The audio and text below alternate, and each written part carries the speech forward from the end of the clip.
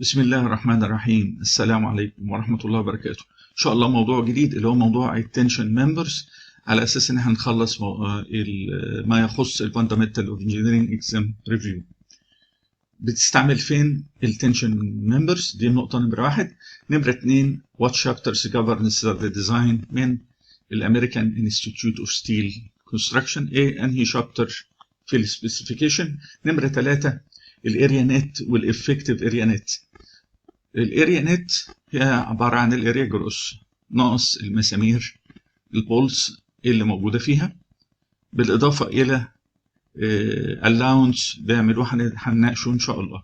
أما الافكتيف اريا نت بيرجع بعد كده في موضوع تاني، وهو إذا كان في مثلا أنجل أو بليد شغال جزء.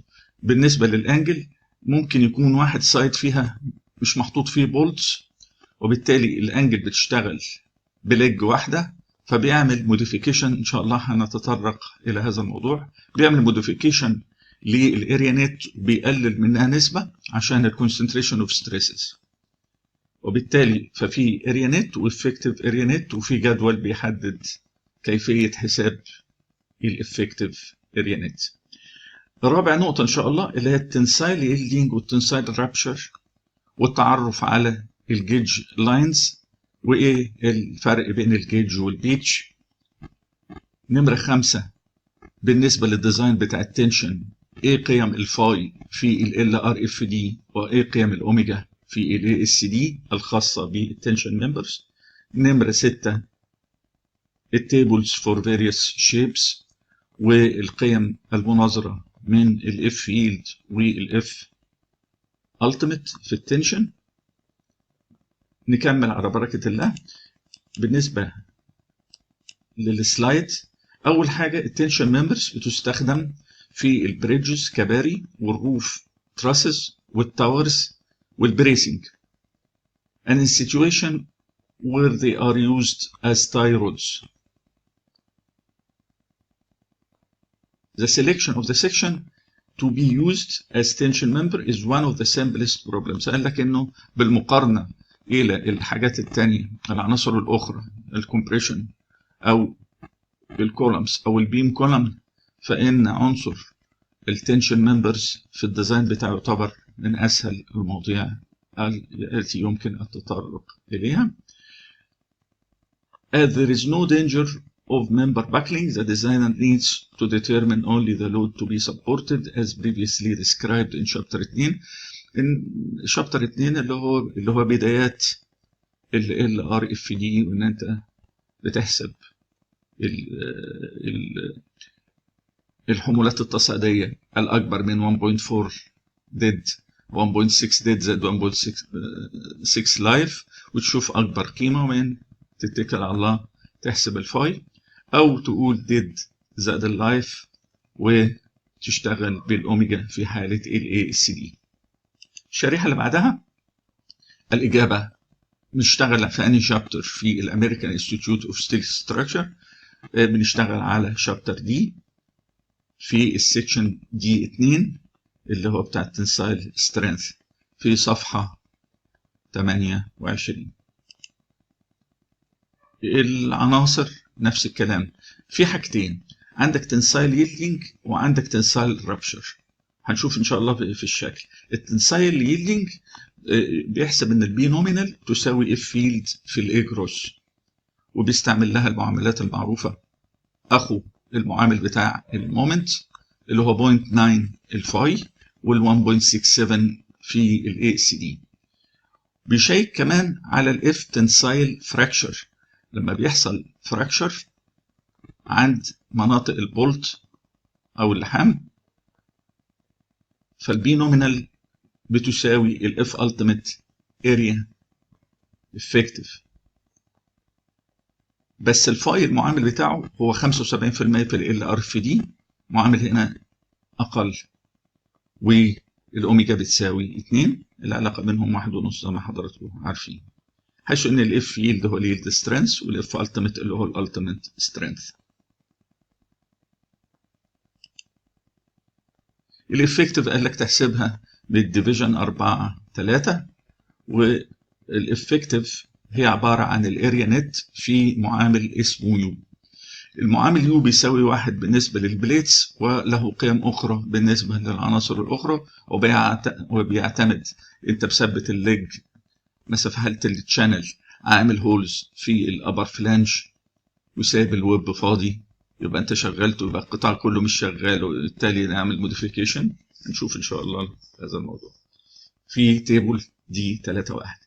بالنسبة اللي حضراتكم إذا بصيتوا على اللينك اللي هو بتاع البي جي ستراكشر انجينيرنج فور بيجنرز، وده اللينك بتاعه، حاطط رسومات ظريفه. يعني عندك قطاع دبليو سيكشن متصل بجزء من البليت في جزء منه ومعمول له بليت. فلو انت هتشتغل على التنشن ييلدنج فبيقول لك انه بيحصل فيلير مود في الجزء اللي هو بعيد عن البولت. بيحصل ايه؟ انه نتيجة الشد من الطرفين هيحصل الانهيار مرشح في منطقة بعيدة عن البولت. looks ideally on the cross section، بيقطع cross section مفيهوش نت، مش معدي على بولت، وبالتالي التنشن فورس في هذه الحالة اي جي اف فيلد. الاي اللي هو الاوريجينال شيب، وده البي اللي هو بعد التكسير. نوع التكسير هو تنشن ييلدنج بيساوي اريا جروس في الاف فيلد. النوع الثاني ان شاء الله نشوف الشريحه اللي بعدها، ده اللي هو التنسايل رابشر. بيحصل نتيجه انه في السكشن عند المنطقه المتصله بالبليت، هنا بظهرها بليت وانت متصل، لما بيحصل انهيار نتيجه الشد الجزء ده النت اللي هو الجزء المتهشر اللي هتخصم منه خروم بتاعه البولتات. It's common to have multiple potential failure paths. Each path must be investigated. بيدور على مين؟ على الاريا الأقل في حالة النت. وبعدين بيشوف الموديفيكيشن، فبيقول لك the capacity of each failure path equals to the effective net area times التنسايل ultimate. يبقى الأولانية جروس مع ييلد، الجروس هو الأكبر مع الييلد اللي هو الأقل، والتانية نت اللي هي الأقل مع الألتيميت اللي هو الأزيد.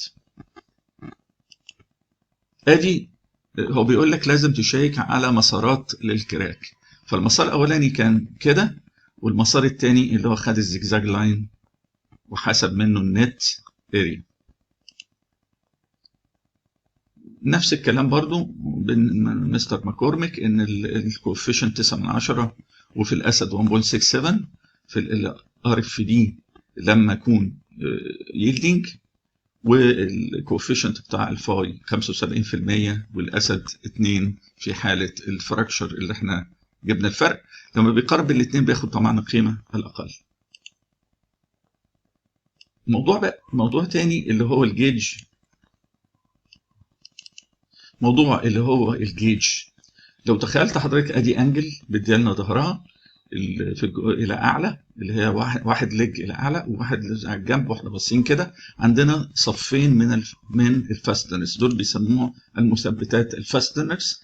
الخط الاولاني في اتجاه تاثير القوه اللي هي بتاعت التنشن، ادي فيرست جيج لاين وادي السكند جيج لاين، وبياخد في اعتباره ان التنشن بيأثر فين؟ بيأثر في السنترويد بتاع الانجل، تمام؟ يبقى بيأثر هنا في السنترويد. الخط الاولاني خطين 2 بولس، والخط الثاني 2، والمسافه هنا بيقول لك المسافه العموديه الجيج لاين بين الجيج لاين والجيج لاين اللي هي العموديه على اتجاه القوه دي بنسميها جيج ديستانس، زي اللي هي دي 2. اما المسافه اللي هي في اتجاه القوه اللي هي دي بنسميها بيتش، يبقى هي موازيه للجيج لاين، والمسافه بين خط من المسامير. يعني عندي هنا خط بين مسمارين بين 2 بولت، فيبقى لو انا خدت المسافه من هنا لهنا يبقى المسافه الافقيه ريبريزنتد بالبيتش والفرق ريبريزنتد بالجيج. But the distance between poles is a straight line distance between any two poles. The edge distance the perpendicular ده هنا الedge distance اللي هي المسافة اللي بتتحط في الجدول بيسموها edge distance. بيقول لك the tensile load B is assumed to be applied parallel and to coincide with the longitudinal axis of the member. The bolt holes are located on gauge lines that are also parallel to the longitudinal axis. longitudinal axis اللي هو اتجاه تأثير القوة.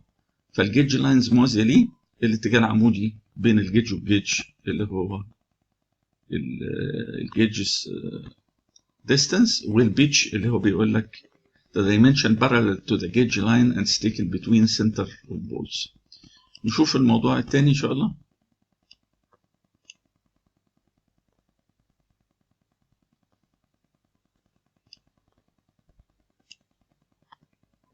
موضوع النت اريا بيقول لك وانت بتعمل بانشنج في البولت فضيف 1 على 16 ان انت بتعمل تخريم فاحسب 1 على 16 اكبر من النومينال اوف ذا هول. ده بناء على مين؟ على سيكشن بي 4-3. ولما بتشتغل على الزجزاج لاين فبتضيف مسافه اس تربيع اس سكوير على 4 جي. الاس اللي هي لونجيتيودنال سنتر تو سنتر اللي هي البيتش على 4 جي. رجع بعد كده مستر ماكورميك قال لك فعليا when this practice was followed the munching of a hole was assumed to do damage or even destroy 1 على 16 كمان. يعني انت لما بتحسب 1 على 16 فانت فعليا اثناء عمليه البانشنج بتكسر 1 على 16 تاني. فقال لك البراكتيكال يوزنج ان انت تؤاد 1 على 16 على 16 فكأن انت في الاخر بتضيف 1 على 8 diameter of the bolt وانت بتحل مسألة بتحسب الاريا نت بتضيف على قطر البولت توم بوصة. الحاجة التانية اللي هي الجداول في صفحة 248 الحاجات السوداء يعني مثلا هنا ده ال ASTM 36 يليه 53 الكربون بعدين ايه ASTM 500 501 529 والهايت سترينث الوي. الخطوط السوداء اللي هي المستحبه يعني بيقول لك قطاع مثلا الدبليو مستحب ان انت تاخده ASTM 992 البدايه بتاعت اليلد بتاعته 50 والايه والاف التيميت بتاعه 65. بس بيقول لك الاي ده انه النسبه بين الاف فيلد اف التيميت اف فيلد على الاف التيميت الماكسيموم بتاعها 85% والجي متصل بتخانه الوولز والدي لما اقول لك 65 دي في الاي اس تي ام 572 50 وهنا 65 مكتوب عليها دي يعني ماكسيموم 70 كان بي سبيسيفايد بيقول لك ان ده مينيموم ممكن ادي لك 70. اما الخطوط الجراي فبيقول لك ايه انها ممكن تكون افيلابل لكن بريفرد الخط الاسود. كماله الجدول اللي هو برضه نفس الاستنتاجات الاسود افيلابل والجراي يعني other applicable material specification availability of which should be confirmed والابيض material specification does not apply. يعني HSS rectangle مش موجوده هنا في الاي اس تي ام 242 و 580 ولكنها موجوده في اس تي ام اي 847.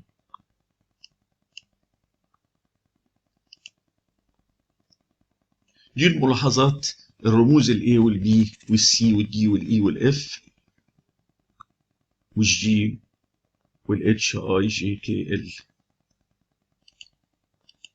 بيجي مستر ماكورميك بيقول لك ان انت باستعمال هذه الجداول هو كاتب تيبل 2 3 اللي كان شغال على سبيسيفيكيشن قديم. سبيسيفيكيشن حديث اللي هو بتاع 2016 هو تيبل 2 4.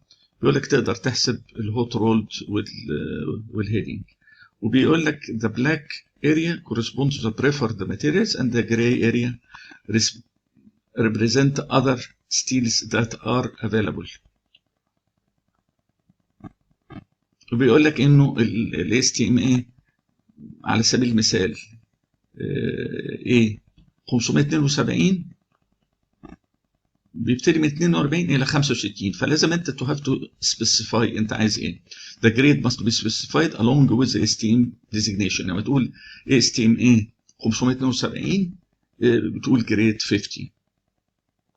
بعدين بيدي مثال على ال STMA اللي هي بتاعة الكوروجن ريزيستنس اللي هي ايه 242.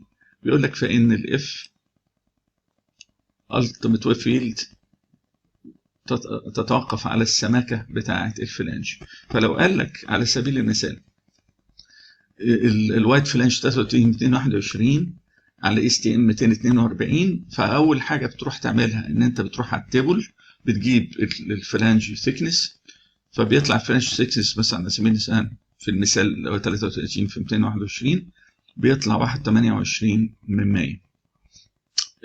لما تبص على الجزء الخاص بالفلانج هتلاقي ان هو مكتوب عليه الرمز ال اهو 50 الى 70. فبتبص تلاقي انه ال دي بتقول لك ان التخانة لا تقل، لازم تكون اقل من 1.5. بعد ما راح في الجدول W33 في 221 طلع ان تي فلانج ايكوال 1.28 انش. فعنده 3 حالات. الحالة بتاعت ال بيقول له ان التخانة تكون اقل من 1.5، لابد انها تكون اقل من او تساوي 1.5. والحالة الثانية المفروض احنا ايه مش لا تزيد، هي المفروض اقل من او تساوي 1.5. اقل من او يساوي 1.5. الحالة الثانية الجي بيقول له ان التخانة لازم تكون اكبر من 2.5، وحالة الكي بتقول له ان التخانة اكبر من 1.5 واقل من الاثنين. يبقى يختار مين؟ هيختار ال.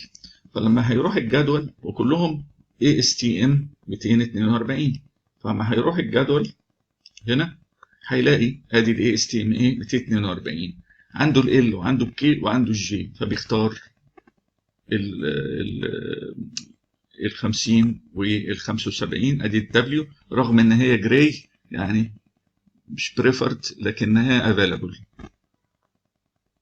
وبالتالي هيبقى اليلد سترينث 50 وهنا 70.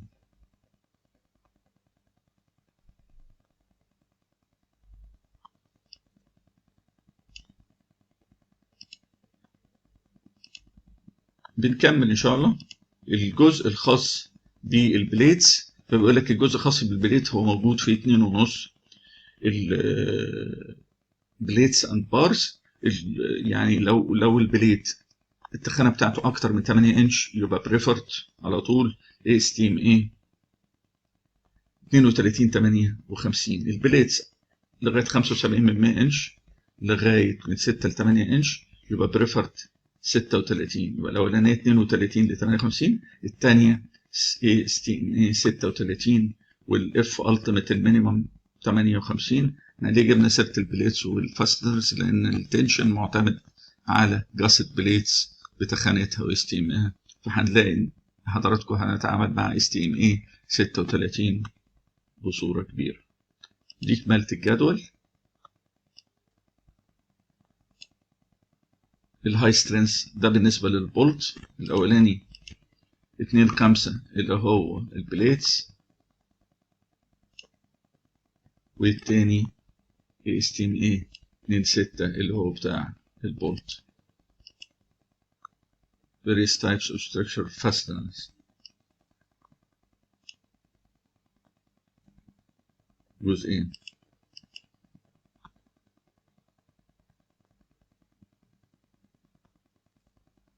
انكر رود وهاي سترينث بولت، يعني جدول كبير فخدناه على قسمين.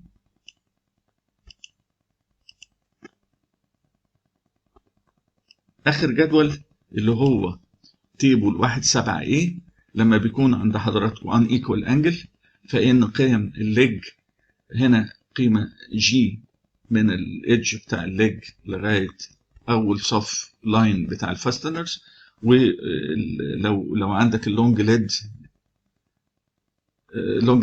ليج، فيبقى عندك جي 1 وجي 2 المسافات بتاعتها اللي هي الجداول اللي ينصح باستعمالها اذا كانت عندك ليج 8 و7 و6 لغايه 1. وهنا قيمه الجي هنا تبتدي من 5 تتمان وتنتهي ب4.5، ودي قيمة اللونج ليج 2 لاين من الجيج من البولس، يبقى 3 و2.5 و2.25 و2. أشكركم والسلام عليكم ورحمة الله وبركاته.